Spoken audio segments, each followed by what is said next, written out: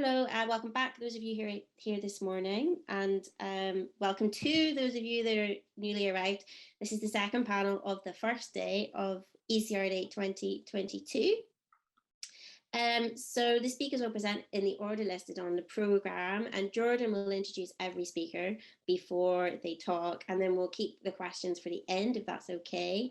We'll use the Q&A function, which is the box down below. There's a Q&A function and there's a chat function. So the chat function is more for the comments and the Q&A function is more for the questions. So please distinguish them like good academics.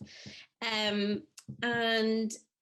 I think that's it from me. Oh, if you are tweeting about the event or sharing any of the materials or screenshots or anything, please use the hashtag ECRDay 2022 and make sure you cite the person if you're using their face or if you're using one of their slides. And just before we start, I wanted to just say something quickly about visas, because we're going to be talking about visas today. And we all appreciate in this panel that, there's not kind of an equal playing field with regards to visas, and it's a sensitive topic. So I really wanted to get a volunteer to talk about this, and luckily Hayley agreed to volunteer, but it is going to be different for everyone. So I really do advise you to get in touch with your potential host institution to talk through the process around visas as soon as possible. So now I'm going to hand over to Jordan, and I'll just introduce Jordan quickly. So Jordan is a PhD student here at Queen's in French Studies, and his doctoral project is funded by the Arts and Humanities Research Council Northern Bridge Consortium, and he is looking at contemporary parental grief narratives. And his wider research interests are in French studies, medical humanities, and death studies, and he is the author of a number of articles in this field. He is the postgraduate representative for the Association of French and Francophone Studies in Ireland and chairs the Student Research Network in the School of Arts, English and Languages here at Queen's. So I'm now going to turn off my camera and stop my video. We might have someone else joining us at some point, so we'll all be aware that may happen. So yes, great stuff. Thanks very much, Deirdre, Hayley and Jordan. Great. Thanks so much, Alison, and thank you again for all the work that you've done in putting this event together. It's really great. It's going so well so far, and I'm really looking forward to this second panel of the day. So I'll start by introducing Deirdre then, who's the first speaker on this panel. So Dr. Deirdre Flynn is a lecturer in 21st century literature at Mary Immaculate College, University of Limerick. She has published widely on contemporary literature, Irish studies, I knew I would do that. Sorry, I'll start again. Haruki Murakami, Migration and Literary Urban Studies. Her newest co-edited collection, Austerity and Irish Women's Writing and Culture, 1980 to 2020, with Dr. Ciara Murphy, will be published this summer with Routledge. She recently co-edited 2 collections on Irish literature with Palgrave Macmillan, Irish Urban Fictions and Representations of Loss in Irish Literature. Deirdre edits the blog on www.irishwomenswritingnetwork.com and has worked in NUI Galway, University College Dublin and University of Limerick. And her talk today is entitled Teaching Fellowships and Fixed Term Contracts. So thank you very much, Deirdre. We're looking forward to what you have to share with us. Thank you very much. I shared my slides there just in case people can't see them. So they're as a PDF in the chat box. I'm going to be talking about teaching contracts and my own experience. So this is what I went through and how I got teaching contracts. And so everyone's experience is going to be a little bit different, but this is from my point of view. And I hope I can give you some insights and tips of how I got on and what it was like for me. I like to kind of think that teaching is a really important part of our role. It's 40%. Usually if you get a permanent contract as a lecturer, it's 40% teaching, 40% research and 20% service and contribution. And often teaching is the element that is most forgotten, I think, by it. And it's something that's really, really important. And there are lots of different roles that involve teaching and getting teaching experience. And it's really important when you're going for the permanent roles that you've got that experience as part of it. I'm going to just give you a little bit about myself. I've worked, as Jordan said, UCD, NUI Galway, MIC. I've worked at one point in 3 institutions at once. A friend of mine worked in 5. I had a number of different types of contracts, from teaching contracts to lecturing contracts, and over a 5-year period, my contracts actually added up to 10 years. That was how long, because I was doubling up on so many. Be aware that teaching contracts are very badly paid. If it's a teaching only contract or an hourly paid contract, it is very bad. On a good year, I might have earned 23,000. So there is definitely a gentrification of the job, and the knowledge that you may not be very well paid, that you may be waiting for money, that you will, if you have the support of a family member or a friend or a partner, this will come in very important. Like we, would cut back on home heating oil, and my partner would help me pay the rent. So be aware of that. But also, my teaching experience got me my permanent role. And finally, I believe in joining a union, so I will tell everyone, join a union and join it now. Teaching only contracts, what type of teaching contracts you're going to see? You're going to see teaching fellows, teaching assistants. You might see part-time hourly paid. Other teaching contracts, particularly in the languages, are going to be language assistants as well. Contracts that I've had that would have had paid research and contribution as part of them would be assistant lecturer, assistant professor, lecturer roles. They will come up as well in these short-term kind of contracts. So they usually cover for staff on leave. There might be trialing a new course. It could be part of a career stream. So some universities might have teaching fellows or teaching assistants as part of their way to show that there's a possibility for career progression. It's also maybe cover demand. Student numbers have gone up, or they have a new, they have staff members are out, or there's, people are moving to take up like deans and stuff like that. So they need the demand is there for it, but particularly student numbers increasing. And then also maybe providing a missing expertise. So those are the reasons the roles may come up. Where are they advertised? Teaching roles, usually the usual websites, the jobs.ac.uk, THE, university vacancies. In Ireland, publicjobs.ie as well, you will find some interesting jobs. Usually the IOTs or smaller universities might advertise there. Sometimes they'll only be advertised on the university website or the department website. So I would often find in some of the colleges that I would look for, the universities I would look for, their jobs weren't on the big websites and they only advertise locally. And sometimes that's great because you're not going to be competing with, 150 other people who've got their CV in for the job. You might see it maybe on the college social media, either if it's just a small part-time role. Word of mouth is another way that you might find it. And a final way that I got work was just asking. So asking people if there was work coming up in September, sending in the CV and just saying, I'm available in January if there's any work. That can be another way of finding it, because then if they're very stuck, it's suddenly August, term is starting in 2 weeks and your CV is in there, well, then that might be a way that you get that teaching role. Why apply? And this is really funny because this is a question I get asked. Why did you apply for this particular position?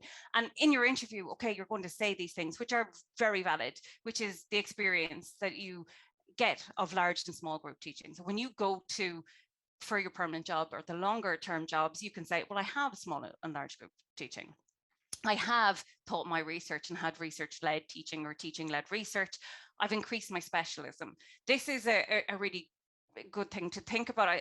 My PhD is in contemporary literature, contemporary world literature, but through my research and through my teaching, I was able to really expand into Irish studies as well, which gave me something a little bit more more strings to my bow and more strings to my CV as I went along.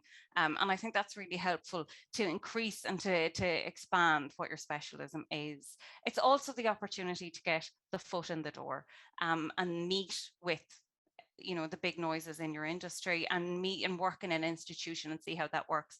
If all of your experience is in the same institution, it is really, I think, important to get that external esteem of working in another institution. So somebody else, so two institutions now can go, tick, she's great, or he's great, or they're great.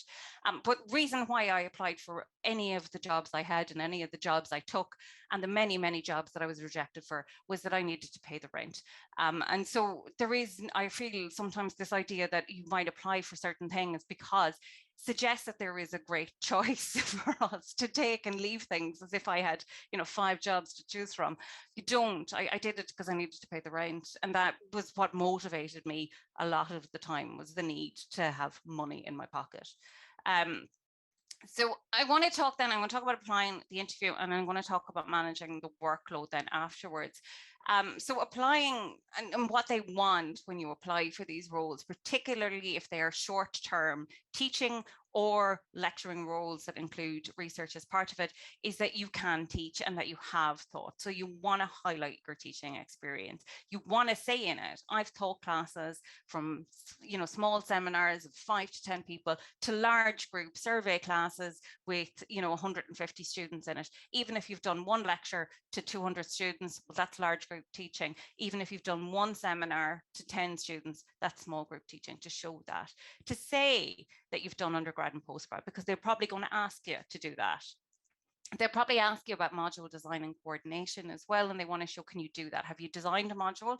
You may not need to do it as part of this role, but can you coordinate it? Can you organize that module? So can you follow it from start to finish? Can you put in the grading? Can you meet with students? Can you arrange tutors if it's a larger group? Can you organize tutorials?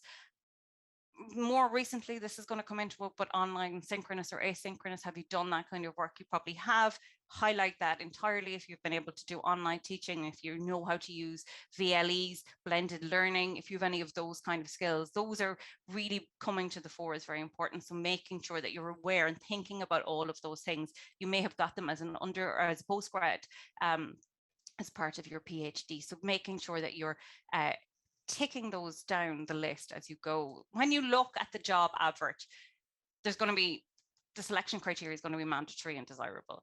And you want to make sure that when you look at that selection criteria, that you are clearly and explicitly, I'm going to, go back there, but you're clearly and explicitly addressing each one in the letter. You would be amazed how many people, it will say, do you have a PhD? It is essential that you have a PhD in contemporary literature, and people will not mention what their PhD is in, and therefore they cannot tick that you have that. So been very clear that you're doing it. Don't be afraid to apply for roles that are adjacent to your area. I think that's really important. That I often, at the start, I was going, okay, right, this doesn't say Haruki Murakami in it, or this doesn't, and I was cutting myself off from roles that I could have got. I started to apply then more broadly. And one of the roles I got was in drama studies in UCD. And I didn't have like a PhD in drama studies, but I teaching in drama studies, and I have artistic practice. So I had worked in theatre, and I was able to tie that in, and I got that role. And it was a role I never thought I'd get, but I applied for anyway. And I started realizing, okay, you can apply for roles adjacent to your area. So be aware, do throw your name in the ring. It's no harm. And even getting in for the interview is a way of getting known. Remember though, however, at the start, because my mother used to say to me, oh, you're in the door now. That's it, you're in the door. They're going to be short-term, and they're going to rarely become permanent. But it is a good reason to get in the door and meet the right people. But don't be as optimistic as my mother that every institution I went to on a part-time hourly paid was going to hire me immediately for a permanent role. So that won't happen. Your cover letter should do a couple of different things. Your application online could be 17, 18 pages. Your CV could be 10, 15, 20 pages. I know somebody who's a 50-page CV. They're not going to read it. They're just not going to do it. So your cover letter has to be the hits, and it has to hit home those points that you need to address, those desirable and mandatory criteria. So introduce yourself. I am a fantastic bloody candidate. You need me in your school. I have a PhD in tick. Start with your teaching. I have designed, I have taught, I have coordinated, I have graded, I have all of this kind of stuff. Tick. Include your research if it relates to teaching. They also would like to think we're bringing in great people here. So be able to say, my latest article or my monograph is on, which relates to the area you want me to teach on. Address additional elements that align with the school. Some of the job interview applications will mention things like the strategic pillars or the strategic goals of the university. They might mention the research areas of the university, or they might mention the EDI goals of the university. Make sure you mention them as well. They are part of that tick, tick, tick. So when they read your cover letter, which you will see in front of them on the interview panel, if it's in person, they will have it. I remember looking at one and they had highlighted all of the things where I had addressed that criteria. So make sure you're tick, tick, tick, tick, tick. Keep it 2 pages max, but make sure that everything is ticked on that cover letter, because that's the one thing they're going to read, definitely. Your CV, and you should tailor your cover letter and you should tailor your CV to every job that you apply for to highlight what relates most to it. Include your research statement and then put your teaching next, starting with the most recent first, and highlight the most relevant aspects of it. One thing I used to do was put in the module codes. I had no idea what module codes meant, but nobody cares what EH4712 is. But I thought, God, that must be something important. Possibly first generation academic, you know, I had no idea. I didn't even know what PhD was when I started my BA. But so make sure that you're putting in module, if they want you to be a teacher in romanticism, you know, you're putting in romantic literature, and that's in the module names are in there. Tailor it to the job, and then for the rest of your CV, use your formatting correctly. You can buy formatted CVs from templates from like Etsy and different places, or use Canva, but use something to make it look a little bit different, because everyone's form from the online is going to be the same. You know, the cover letter is quite boring, and the CV is a chance to maybe show a little bit of design, but you can use it to highlight the hits again, so that when they look at it immediately, they can go, oh, there's her funding. So even if it's, you know, but it's something that you've done that's really amazing, highlight it and use your formatting to highlight that for you. So then the interview, if you get called to interview, and if you don't get called to interview, don't worry. They might have somebody in mind for the role. Don't take it personally, because like there's tons of stuff I finished second for, I haven't been called, that I matched entirely, and I hold grudges against different universities for never interviewing me. But at the same time, don't ignore it. If they don't interview you, that's their loss. But your interview for a teaching role has to be a showcase of your teaching ability. So to be really on it, your presentation needs to show that you're a great teacher, because that's part of it. They'll probably ask you to do a presentation on how you would teach X or Y module. You can contact the contact on the job to ask what the module is at the moment, or you come up with your own idea on it. That's perfectly fine. But do use this as an opportunity to showcase how great of a teacher you are, how comfortable you are with slides or with anything like that. In that, include a slide that introduces you with those hits, those 5 things you want them to know about you. You're an amazing teacher. Oh, you have some bunchable feedback. Include an old quote that says, Deirdre was my favorite lecturer of all time. Include, I have 75 million publications and I've got funding from the President of America. Whatever it is, put them in there, the hits in there. So they have a little introduction to you, you know, 30 seconds, and then get on to what you would teach. Have a backup and some handouts. And I think this is a really good idea to have, because the technology might go skyways, and you want to be able to say, I have handouts as well, because people learn in different ways and, you know, have different abilities in classrooms, and some people prefer to have the handout than have the slides. So show them that you can do that, so you have them. The handout can have more information. It could have a more detailed module descriptor. It could have a module descriptor for another module that's also part of that teaching. They want to know you can teach, and they don't want to know that you can work with them. So then upbeat, bubbly, confident, you know, I think it's really important. And give examples with every answer. So they might say, what's your teaching philosophy? How do you teach? How do you deal with these things? And you might talk about those answers in general, but you want to be able to say to them, you say, my teaching philosophy is to do this. For example, when I was teaching on this course, I did X, Y, and Z. For example, when I supervised this. For example, when I was working in this, I showed leadership. So give examples with all of your answers. And then finally show that you know the department. So I don't know, I think academics love to know that somebody's read their work, or that somebody knows that they're involved in a project. I like to check out the Twitter of the department or the panel before I go in, so that I can be like, oh, you know, blah, blah. Oh, hello, John, your new book looks great. Or at the end, oh, is there any chance I could meet with Georgine, who's doing this amazing project? I'd love to hear more about it. So that can be your any final comments for us, but you show that you know them. And I think that they like that, so do that. The workload is going to be the hardest. And I will say to you, if you're on a teaching only contract, an hourly pay contract, you are being exploited, and it is usually very badly paid. So you need to be clever with your time in so many different ways. Remember that, like, read your contract carefully. Some colleges and some departments might pay you for admin, some might pay you for prep, some might pay you to attend meetings or training or have office hours, but be aware of what's in your contract when you get them. If they're hourly paid in particular, or 0.5, any of those, check what's included. Check when your contract ends. Sometimes your contract might end, you know, 2 weeks before the examination period is over. So be aware of all of those things, and be aware of the script correction rates too, if you can find out, because they're usually really awful as well, depending on the contract.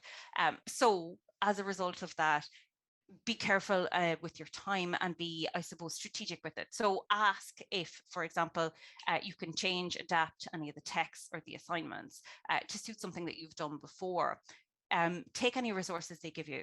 Usually a nice lecturer who is going on leave, and majority of them, I think this is 99% of the time, have said to me, these are my slides and these are the handouts I gave with it. These are the readings. Brilliant. Use that. That's fantastic. Gives you a great jumping off point. Use your previous teaching if you've done it before.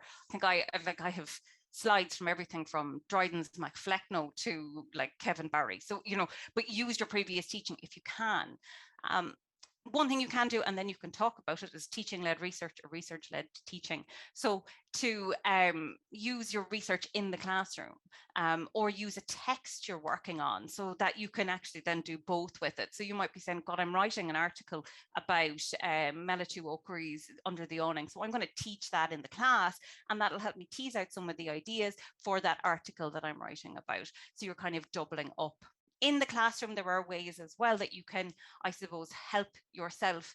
I'm going to talk about flipping the classroom, and I think this is really important. This idea of this sage on the stage who talks for 45 minutes is over, and I should have showcased that now by doing some flipping the classroom here, but it's over, and it is boring, and people don't learn in that way. And actually, when you get involved in active learning, it's more student-centered, and it's much more engaged, and it's really, really rewarding teaching. So bringing in elements like group work, using audience response software like Mentimeter to get people to give answers, to kind of respond to certain things, you know, maybe saying to them, what's you this side you're on the pro, this side you're on the con, give me the 5 points on it.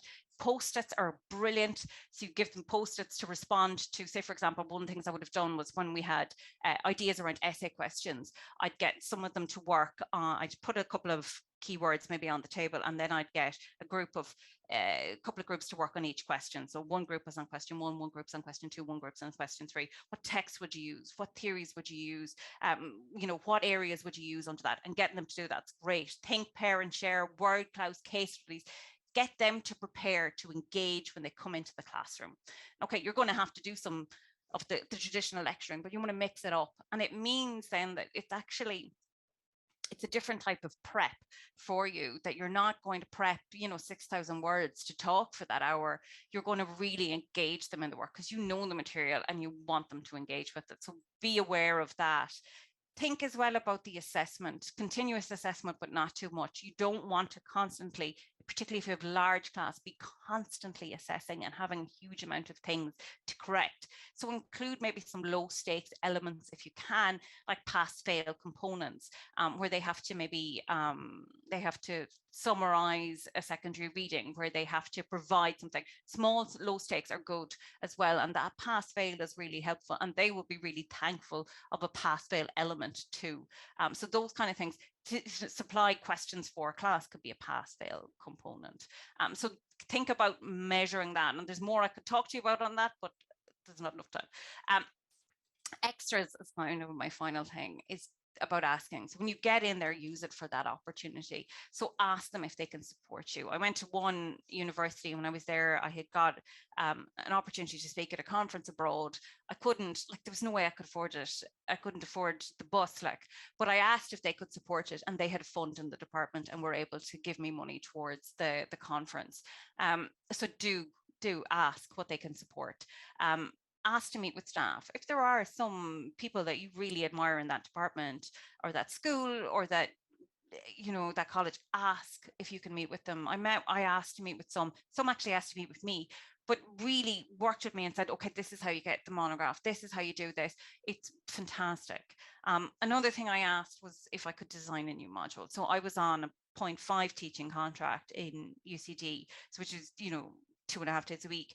And I asked then if I could teach another module as part of it, an elective module. And they said, yeah, no problem. So I designed it up myself. I designed all the assessment. I designed everything around it. And then I got to teach that and got paid extra for it. And it was really rewarding because it was something that was mine. It was my module from start to finish. And it was really lovely. Ask to work on projects if you wish.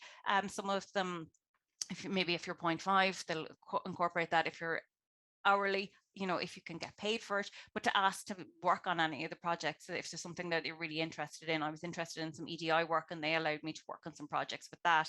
Ask to change teaching hours. I used to be really afraid about this, but my train, when I used to work in Dublin, I could massive commute, and I asked if they could make sure that none of my teaching was at 9 because I wouldn't be able to get there in time and I'd have to stay over, which would cost me more money, etc. No problem. Another place, I said to them, I was working in 2 institutions once, I can't work any Wednesdays. No problem, they changed it. So ask, don't worry about it. I won a holiday at one point and I took the week off and nobody had a problem with it. Ask for advice and support. Take the advantage of the people that are there and get experience, or ask for experience of, could I role model you, see how you mentor students? Could I see how you supervise? Could I attend this? Ask, can I go to meetings I've never been at, an exam board? Can I go? Ask for all of those things. And most importantly, get to know the subject admin. Pauline, who was the subject admin, she's just recently retired in UCD. Oh my God, the stuff she would do and tell me and help me with. They would help me with applying for social welfare. They would help me with getting a computer. They would help me with everything you could possibly imagine. They are the most amazing people in the department, so get to know them. I'll give you a beware though before we go, because beware of the it'll be good for your CV people. People will try and take advantage of you and think, oh God, isn't this great now? This would be great for you now. You don't have any of this, not realizing that you're not getting paid for it. And, you know, they've probably been there 20 years and came in, you know, without a PhD or a book, or, you know, or their heart is in the right place. Or people who will take advantage of you. Beware of that. It could be good for your CV. So choose your battles carefully on that, and be strategic with your time is what I'm going to say. And I think that was important to me, was being strategic and thinking about what was coming out and what I was doing at the end of each contract. So I would like to try and time things to the end of my contract. So if I knew my contract was ending in June, I'd love to have a publication out in May, so that when I went on the job market, I had something else shiny and new on my CV for the next job. That's my 20 minutes up. But if you have any questions, put them in the chat box. If there's anything you didn't get a chance to ask me or want to ask me privately, you can get me on Twitter or you can send me an email. I wrote about being precarious and it's on the IUR, the Irish University Review. It's open access, so you can read about that. It's called On Being Precarious. But if there's anything I can help you with, please do ask. And thank you very much for your time. Thank you so much, Peter. Really excellent, such a rich presentation, and so many things to think about as well. My brain's just buzzing, so thank you very much for that.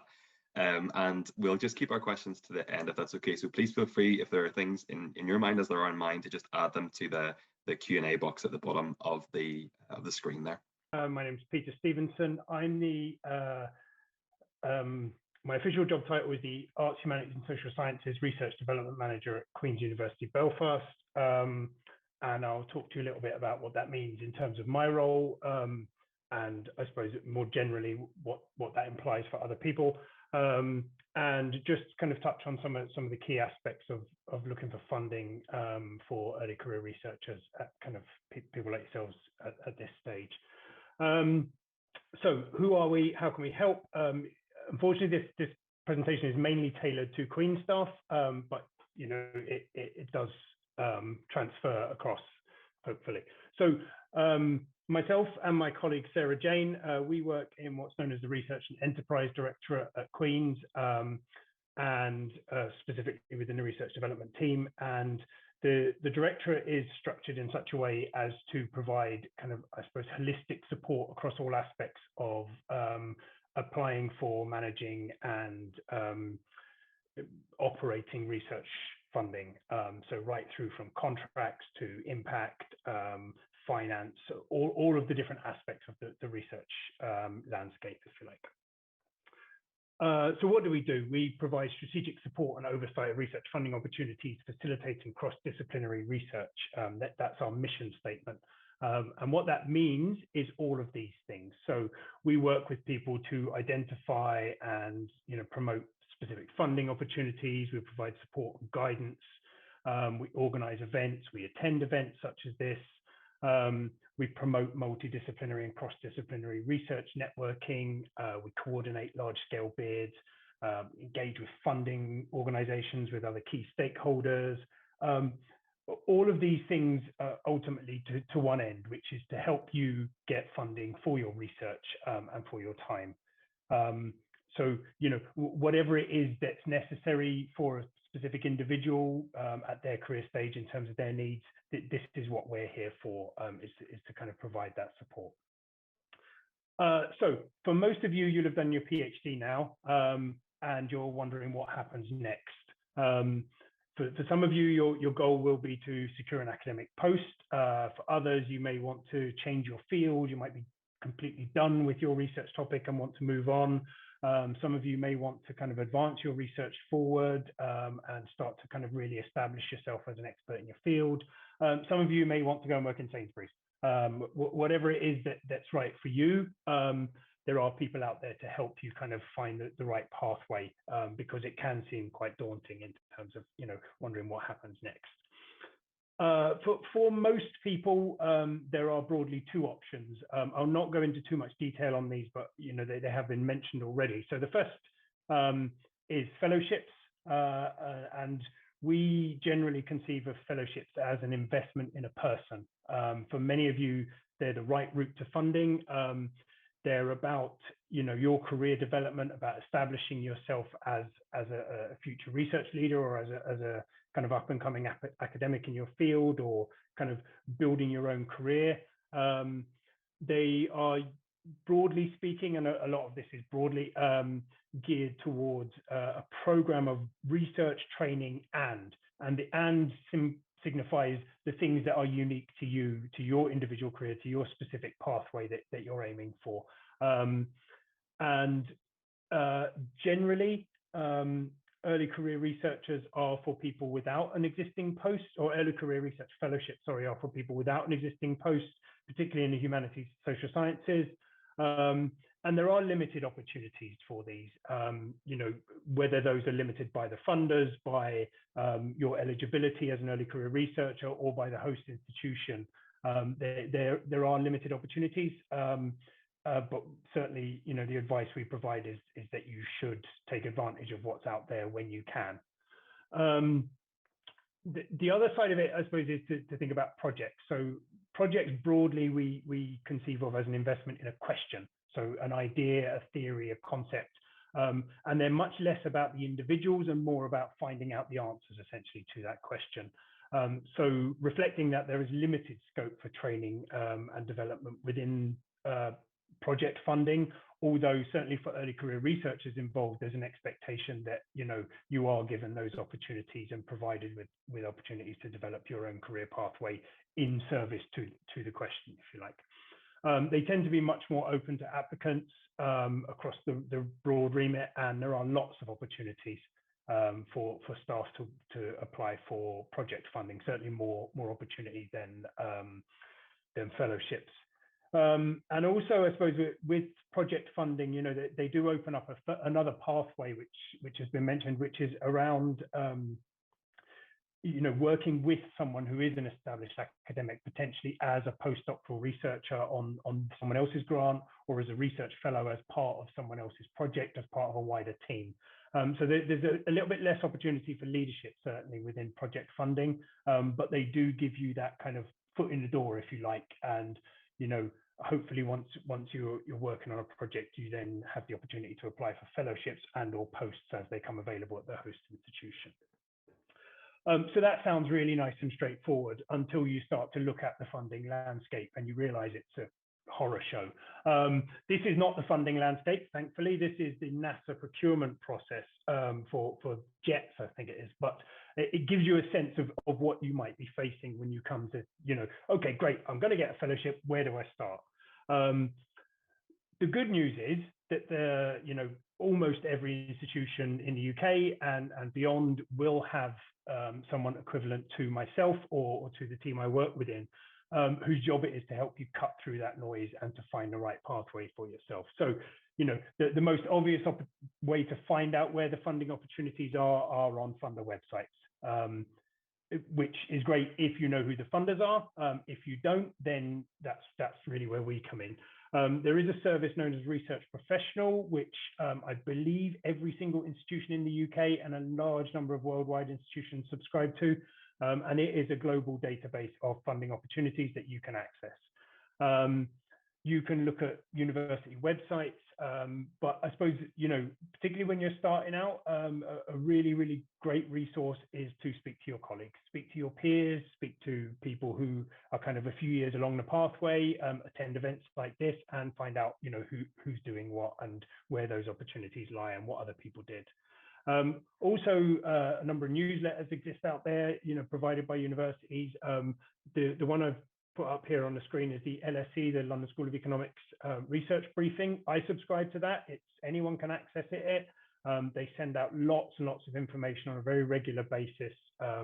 So, you know, please do feel free to kind of put your name on the subscription list for that.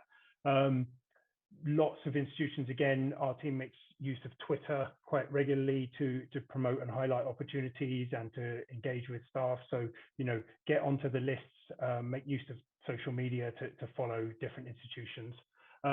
And, you know, the key point, I think the most important thing there on that list is ask people like me if there's a particular host institution, or, you know, if you've got colleagues at an institution and they have equivalents to myself, get in touch. We are here to help. You know, certainly I do, and I know a lot of my colleagues do, enjoy helping people and starting to get you on that process. So, you know, please do get in contact. This I suppose represents what some people feel that they need to do, is to force a fit between funder priorities and their own research area. And to a degree, certainly lesser or greater depending on the funder, this is something that needs to be done. But you should also be aware that lots of funders have open, what are known as responsive mode funding opportunities, where essentially they say, we've got money, this is our broad remit, tell us what your great idea is and we'll see about funding it. So it's not always necessary to try and shoehorn an idea into a priority funding area or vice versa. You know, there are opportunities that exist out there for people just with great ideas.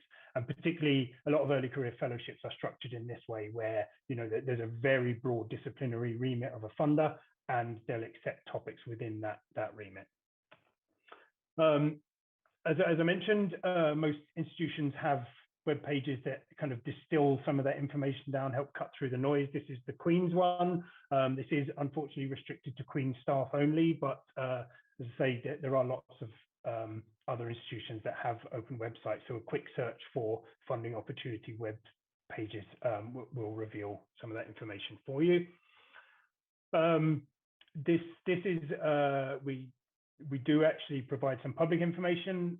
So certainly for fellowship opportunities, particularly early career fellowships tend to be open to, as I mentioned, people without established posts. So it's important that, you know, we try to attract people from outside the institution to come to us. So again, lots of other institutions will make this information publicly available.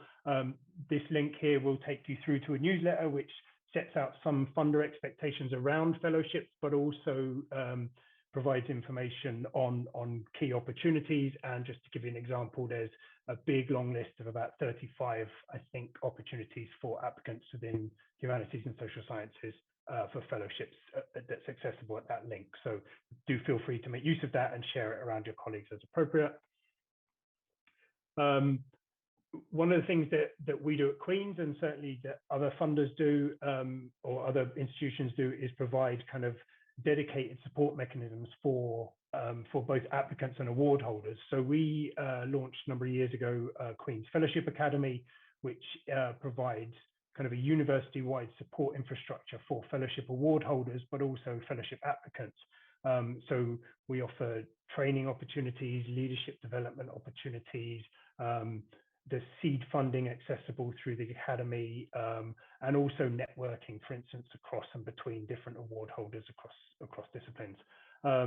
So as I say, lots of institutions have similar mechanisms, and it's really important that when you're thinking about applying for funding, that you talk to your host institution about what's available, and you try to reflect that back into the applications, because funders do care about their award holders, and they do expect that you'll be supported and kind of given certainly access to opportunity within the context of your research.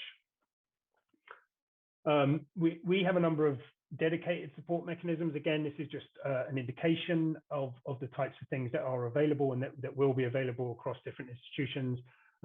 We have a repository, for instance, of previous grant applications you can access. We operate peer review mechanisms internally. We have training opportunities, events, things like that. So again, I suppose the message really is just to kind of make sure you're talking to the institutions and to find out what's available from them to support you. And I just wanted to touch on a few cliches, which are cliches, but they're also true. And particularly for people like yourselves who are right at the start of your career and perhaps don't have that level of experience, or maybe just finishing up your PhD.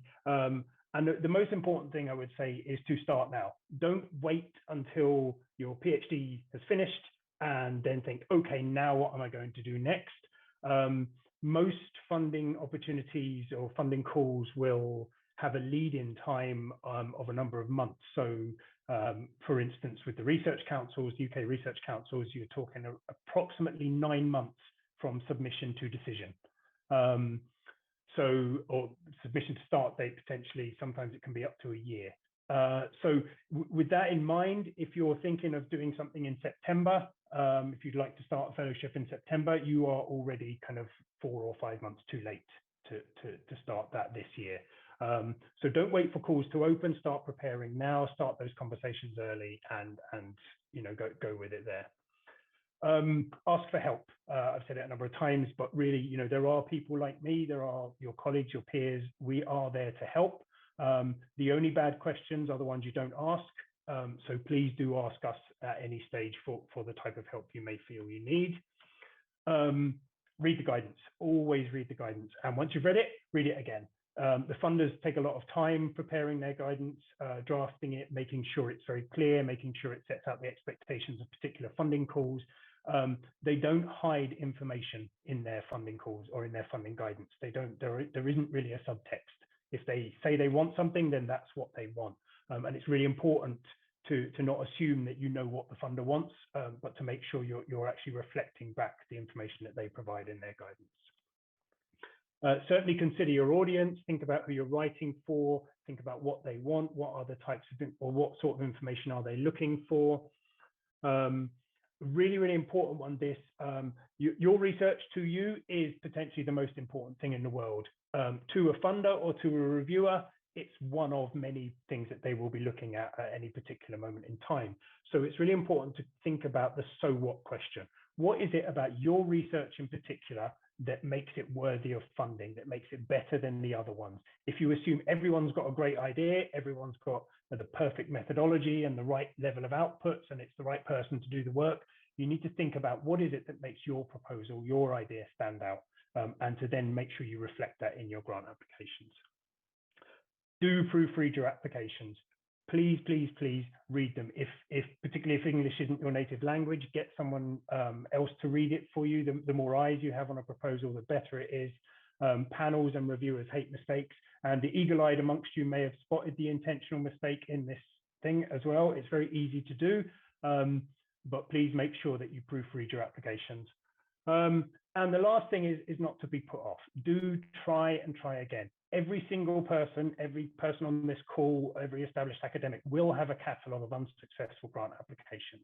It's just the nature of the game. You have to keep going and not be put off by the fact that you weren't successful. It's not a reflection on your ability or your quality or your capacity to do the work. It's a reflection of the fact that success rates are absolutely terrible because there isn't enough money to go around. So, you know, don't be put off by the fact that you weren't successful if it doesn't work out for you, and just keep persevering. I provided a very brief glossary. It is a little bit Queen specific, but it's also kind of more generic as well, just to give you a sense of, you know, the types of acronyms that are out there and the level of information. And it's really just going back to that kind of process chart again. It's just to say that you're not expected to know this level of information. It's people like me who are here to help you cut through all of that and to work with you to identify the right funding opportunities at the right time for you. And that's the end of my presentation. Actually, these are a number of key contacts for Queen staff. Again, you know, if you are interested in applying for funding, an opportunity, funding opportunity with a different institution, then, you know, do please trawl their websites, find the right people and start to get in contact with them. And with that, I am finished. Thank you very much. Great. Thank you so much, Peter, for all the information. And I think we'll move straight to the Q&A session because I'm sure we've plenty of questions coming through. So I'll ask all of the speakers, please, to put your cameras back on again. And I'll just switch our view to the gallery mode so we can see everybody as well. Okay then, so we've had some questions coming in the Q&A box throughout the presentations, and I saw that Deirdre had responded to a few in text, so I won't ask those again. I think there might have been one though that I thought, I don't know if you want to expand this, but I thought the interesting question there that came up about research and teaching sometimes moving in different directions, and I wondered if you might want to say a little bit more about that, just because I think that's something that we can sometimes feel maybe the teaching is a little bit behind where your research is at and how you kind of work those things through. Yeah, and that's very true. Like there was times, you know, I thought like neoclassical literature at one point, like, and that's like couldn't be any further away from Haruki Murakami. But but it is the case. But you need, I suppose, somebody said to me once, because I had a huge teaching experience on my CV, and I was chatting to one of the women who had mentored me, and I said to her, you know, what am I? And she said, Deirdre, we have people coming in who are exceptionally specialized in one particular area and have never taught a survey class to first years on, you know, development of modern drama. And, you know, but you have, and that puts you ahead of that person because of that. So there is, and I think that question is really important. It's that idea that you will have to teach outside your specialty. You will always have to teach outside your specialty. And the places you'll get to teach your specialty more likely are going to be at MA level. You might get some in your undergraduate, but that's why when you're looking at some of the teaching, you know, don't be afraid to ask to switch up a text. You know, like it might be a Gothic module, but maybe you're modernist. So try and bring in a Gothic modernist, but bring in something, but it does expand your stuff a little bit more in one way, but try and include where possible, maybe a text that you've done before or something that you're interested in, but you will have the two different. Sometimes you're thinking this is completely different to my area, but it does showcase your ability to slot in very quickly in any institution and teach anything. So I suppose that would be part of it. But you know, giving yourself that time to do your own research in the meantime is really important too, and trying to mix up maybe your teaching fellowships with maybe some like research fellowships or research, you know, opportunities, short-term ones will be really helpful to you to keep that going. But I think, yeah, and it's a very good question, but it will, even in your permanent role, you're not going to be teaching your own subjects, you know, all the time, unfortunately. Oh, absolutely, thank you. And I wonder if we'll stick with teaching for another moment. There's a question here about the case that very often at universities we have limited opportunities to teach as PhD students, and how, if that is the case, then we have we kind of showcase how we might bring some teaching skills and qualities to the job role afterwards. So yeah, we've learned experience in terms of just a couple of tutorials. How do we flag that up? And you mentioned there that you have, you know, one lecture class or one seminar class, and that can be the experience, but maybe you want to talk to that a little bit more. Yeah, I think that's a good thing, like to bring up. But I taught tutorials, a lot of tutorials as a PhD, and so that was a lot of my experience was tutorials. But that's tutoring, and that's small group seminar teaching. So that's what that is. I asked to do one large group lecture as well when I was a PhD student. I said, you know, could you bring me in for one of them? Is there any of them, you know, that's kind of related to my area? And they said, yeah. So of course they were delighted, you know, and I didn't get paid for it, of course, but like I asked to do it. So then I had the large group and I had the small group teaching.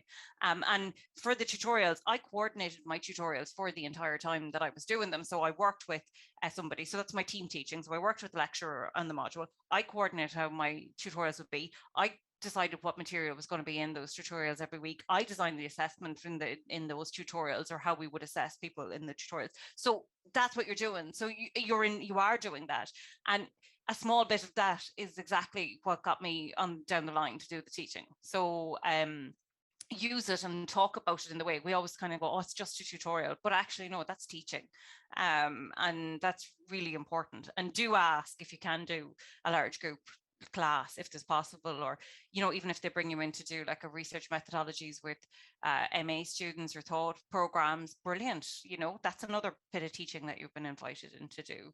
So it's I suppose then it's how you sell it to them in the end. Absolutely. It's about not being scared to ask the questions, isn't it? Which you kind of brought to the end there. So yeah, I've had the opportunity to do something similar, but it was just by asking my supervisor, could I do this? You know, and it's kind of terrifying, but you sometimes just need to put yourself out there, as you said. Yeah, so. I think, but it was the same way that like sometimes I got jobs because I went, you know, is there anything coming up? And they go, oh yeah, brilliant. But yeah, you do it. And the same way I got funding for things sometimes, you know, for small little bits of funding here and there, was just asking, is there any funding in the department for this? You know, do you have a pot? So just ask, yeah. Absolutely. And if I could just jump in on that as well, is that, you know, don't ask off the beaten path. Like if you ask your supervisor or you ask the civic module convener and they say no, there's no opportunity for that, keep asking other people that you encounter, because often there's lecturers who aren't super engaged with kind of the PhD corner of what the department is up to, and they might not kind of be aware that people are looking for that, but would be happy to provide it once you actually just like talk to them about it. So if you kind of are hitting closed doors, don't feel like, oh, there's nothing here. Just sort of keep looking for a person who might be able to offer that on whatever they've got going on. Absolutely, no, that's great. Thank you so much for that. We maybe seen in the Q&A there, Haley, that we've had a couple of questions specifically on visas. I'm not sure, you maybe want to clarify, if you're willing to, your situation a little bit. There's a question specifically about your experience there, and then linking that into job adverts as well, and whether they seem open and welcoming towards visa applicants. Yeah, so I should have clarified that. So I came to the UK on a student visa when it was still the tier 4 visa, that was different now. And then I moved on to what was, again, then the doctoral extension scheme, which at the time was a 1 year, basically like buffer they tacked on to the end of your student visa when you finished with your PhD. And doesn't exist anymore. And that was what I was on. I was in the process of beginning to apply for a work visa with the job that I had at the time, but then I got my current fellowship and I applied for the global talent visa, which is what I'm on now. And because I had a fellowship, it was the automatic endorsement route. So I didn't actually have to do that peer review process I described. I just sort of got it automatically. I mean, not automatically, I still had to fill out a visa application, but I didn't have to do the kind of applying to the funding body portion of it. And that's what I am on now. In terms of the question, just the one I saw about having to be in the UK for a year prior to the new graduate visa, that definitely does not mean you're not allowed to leave the country. It just means that you need to have sort of, if you spend 6 months visiting your home country, that will be like, why aren't you not here? But in general, small visits away don't make a difference. As you're kind of trying to apply for leave to remain and stuff, there's different limits about like how much time you need to have spent in the country. I think it's something like if you spend 2 months away for a reason that is not on this list of reasons that are okay, then they get cagey about it. So it's definitely something to have an eye on. And also it's just always good to be wary of traveling in and out of the country when you're close to the end of a visa. But in general, trips like that home for the holidays and stuff is not the kind of thing they're talking about. They just don't want you basically, I mean, I think it's really that they don't want you to have been doing like an online course from a different country and then come and apply to remain for whatever reason. I don't know why that would matter, but that's something they seem to not want. And again, you have to apply from within the country. So if you go back to your home country, just make sure you're back in the UK when you're actually sending the visa application. And often you'll have to send in your passport at some point. So obviously you won't be able to leave or enter the country while you're sort of waiting for that to come back to you. And then I think the other one was about job adverts. Yeah. Are they open and welcoming to people who will apply to the skilled worker visa? No, emphatically not. You will, I remember I was applying for a job at Birkbeck that as I was filling out the application, when I ticked, I will need sponsorship, came up with a pop-up that said, don't bother, basically, like we will not offer sponsorship for this job. So yeah, you will go through a very frustrating process of finding jobs that tick the boxes and meet the eligibility, and only for there to be like a little note at the bottom that says, we will not offer sponsorship for this role. And I can just say anecdotally, like you will, if you're on something like the 3-year pathway, the reason it's so helpful is you can tick the box that says, I don't need sponsorship, and that is going to increase your chances of getting interviews a lot. People don't want to offer sponsorship, especially for competitive roles, because they'd rather just go with somebody where they don't have to bother. It's different, I think, when you're looking at kind of like lecture positions, because they're obviously looking for a more kind of specialized thing. But if you're just kind of going for like university admin jobs or short-term teaching positions, that is there, you're going to struggle, which is unfortunate, but that's just what it is.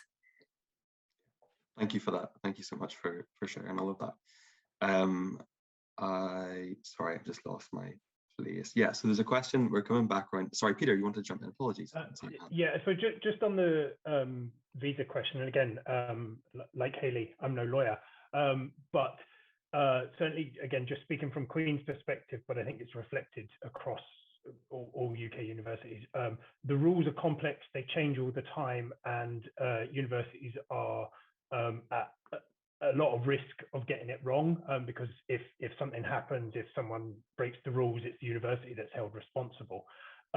So there's always a person whose job it is to know the rules and to be able to advise.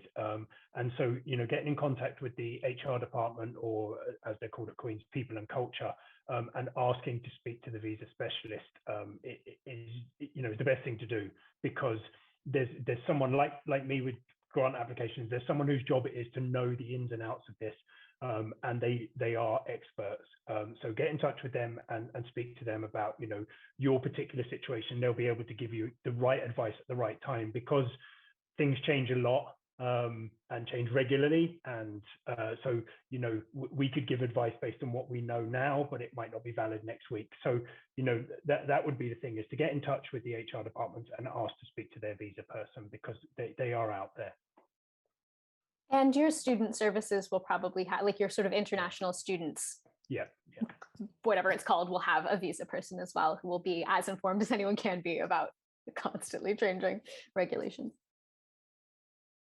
Just Peter, when you're on, can I ask probably a very simple question, but possibly of interest for PhD students? A lot of the support you were talking about there seemed to be more staff focused. So if as a PhD student we wanted to kind of avail of that, would that be via a supervisor, or can we come to you directly? It depends really what you're looking for. So certainly in Queen's we have a graduate school. So, you know, if it's support for your PhD or for something involved with your PhD, you know, before completion, essentially, then we would direct you to the graduate school. But if it's for post PhD, you don't. Again, if we're telling you not to wait, so we certainly wouldn't impose that kind of restriction on you. No, I mean, if someone wants to talk to me about a fellowship for next year, so at the end of their PhD, absolutely, you know, very happy to talk to people, very welcome, you know, to come and have a conversation with us and see what the options are. Because it makes everyone's life easier if we get that kind of work in train from the beginning. Great. Thank you so much for that. So we have a question here, back to some more teaching focus. We have one about if someone has a lot of experience teaching in further education colleges or secondary school level, but not so much at university level, could that be included? Is it relevant? I don't know, material would you like to take? Yeah, Naomi, yeah, it is. And what is I suppose you can really tie it to, I suppose, modes of teaching and your knowledge of pedagogy and you know, trying to engage students as well from different backgrounds, and particularly as well, like a lot of colleges have, universities have a number of different programs for getting maybe people from different backgrounds into college and coming from different pathways into college, such as foundation courses or further education. So that's really, really helpful. And I would use that because then you will be able to talk about how you could work with these groups, and you would know what their needs and interests are as well, and how to engage them. So yeah, 100% I would use that. And then I see there's another one there from Amber as well about small group. Amber, like that's like small group teaching, I think is the dream teaching, because you get that small group experience, and you get that to engage the students. So I suppose you could talk about and the different types of small group teaching. You're going to probably have seminar classes, which are kind of more chatty. You might have more kind of lecture style ones as well. You might have things. So talk about the difference within them and what you do with them. But the small group teaching is like, that's the ideal model that colleges want because of the ratio between student and teacher. So, you know, there's and that gets you to be more, I suppose, have a number of different teaching methods and a number of different kind of ways of approaching a classroom. And then you can talk about the difference maybe in what it's like to teach, you know, an entry level or a first year, or then maybe like a single honors grad class or a single honors fourth year class. So being able to showcase the difference that way. So that should be fine. But thinking about, if they ask it, then how would you, if you had a classroom of, I remember having to go in and teach a class of like 500, and I was like, there wasn't even 500 in the village I grew up in. So like, I just find it so funny, but you're thinking about strategies of how you approach a larger classroom. So to be able to talk about how you would do that, and, you know, people's, you know, changing it up every 10 to 15 minutes, you might use the video, you might use whatever it is, sound, whatever that you do, you have strategies for that sage on the stage element as part, so you know how to do it. That would be my answer to that. Great, thank you so much. It's so much about how you package it, isn't it? That's what we kind of keep coming back to. You know, if we just say, I just taught in secondary school, and we kind of leave it at that, that's maybe going to impress someone, but rather if we can bring those connections and show how it feeds across into the HE teaching, then that'll make the difference. But yeah. Alison, would you like to jump in just when I see you up here? Yes, great. I had a question, but there's a question for Peter in the chat, so in the Q&A box, so you could do that if you wanted. I just had it. Yeah, certainly. Everyone. Yeah, no problem. I'll go ahead, Peter. You can maybe see that as well. So if you're working on a project idea in the application stage, are you required to insert teaching caveats within the host institution as a kind of contribution, even if the project is an exclusive research project working with specific elite actors in specific regions? Big question. I'm not quite sure I understand what you mean by teaching caveats, but so what I would say is it depends on the nature of the funding.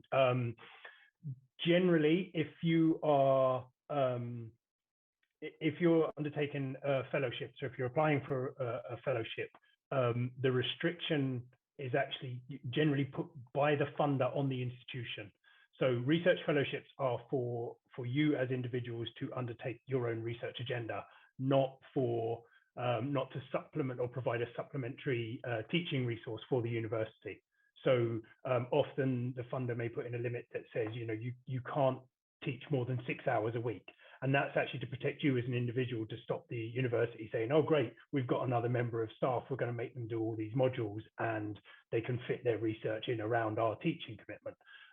That's not what the funders are paying for. So those limits on teaching are actually protection for you as individuals. And when they talk about 6 hours per week, that's not 6 hours of lecturing time. That's, you know, essentially 2 hours of lecturing time and the hour each side for that goes with marking and contact and things like that.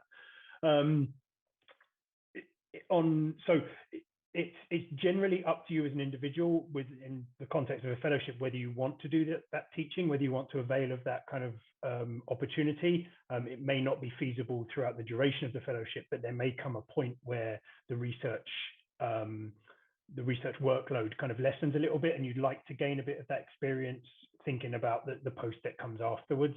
So, you know, if it's feasible, then by all means, go ahead and do it.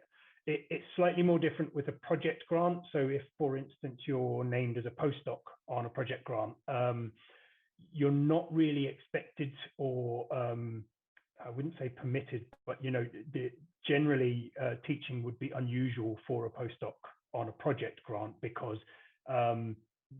the grant is about the question and about getting the work done, and the resource that has been requested is to enable you to get the work done, or to enable the team to get the work done. That being said, you know, it is always possible to frame teaching as a development opportunity, as training, and also that, you know, you can apply, or you can, you know, use it as an opportunity to improve your employability. So really, I would put it with you as an individual to kind of decide whether you want to do teaching or not, and then to kind of make sure you discuss that with the host institution about what your expectations are, and what, you know, you'd be willing to do. But what I would say is, you know, certainly you can't frame the university allowing you to teach as some kind of contribution. The funders won't look at it that way. They'll look at it as essentially exploitation of, you know, the fellow to do something that the university should be paying for itself. So the power in that situation rests with you as an applicant, certainly. Thank you very much again to all of our panelists for all the answers and the information that you've given us during that session. So I will just reiterate our thanks again to all those who have contributed today. So it's Professor Mona Ray, to the QUB Postdoctoral Development Centre, and the Research Culture Seed Fund, who provided the financial support for this event. And it's now time for lunch, which I'm sure we're looking forward to. So we're going to take an hour break, and we'll be back for our next panel at 2 p.m, which is on British and Irish postdoctoral fellowship schemes. And just remember, please, to go back to Eventbrite and make sure you're on the right link for the next session. All right, so thank you very much again to our panelists and to all our attendees for your questions as well. Thank you. Thanks Thank very much. you. See you Bye. after lunch, everyone. Bye. Thank you. Bye.